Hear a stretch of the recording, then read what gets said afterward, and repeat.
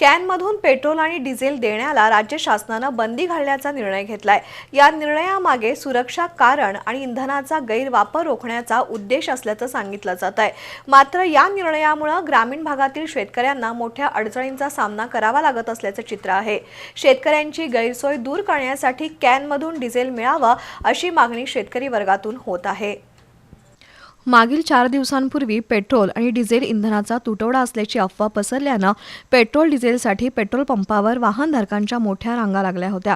दरम्यान जिल्ह्यात आता सर्वच पंपांवर इंधनाचा मुबलक साठा असल्यानं पंपावरील वाहनधारकांची गर्दी पूर्वपदावर आली आहे।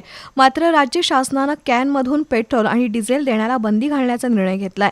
या निर्णयामागे सुरक्षा आणि इंधनाचा गैरवापर रोखण्याचा उद्देश असला तरी दूरवर असलेल्या शेतांमध्ये tractor, JCB, rotavator, pump set आणि इतर कृषी यंत्रांसाठी इंधनाची आवश्यकता असते। अनेक वेळा ही यंत्र पेट्रोल पंपापर्यंत आणणं शक्य नसतं। अशा परिस्थितीत शेतकरी कॅनमध्ये इंधन घेऊन जात होते। आता कॅनमधून इंधन देण्यास बंदी आल्यानं त्यांच्यासमोर मोठा प्रश्न उभा राहिलाय। शेतकऱ्यांच्या मते हा निर्णय प्रत्यक्ष परिस्थिती न पाहता घेतलाय। आमची शेती गावापासून अनेक किलोमीटर दूर आहे।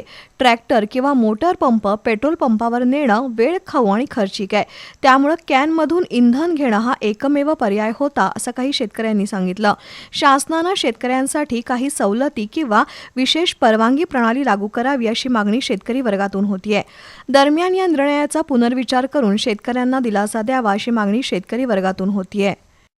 शासनानं नियम काढला आहे की कॅनातनं तेल द्यायचं नाही आहे, तरी आम्हाला आमच्या गावावर एक 15 किलोमीटरवरून यावं लागतंय वाहन घेऊन। ते परवडण्याजोगं नाही, जेसीबी असो किंवा ट्रॅक्टर असू दे, तर कॅनातनं आम्हाला तेल मिळावं ही आमची इच्छा आहे।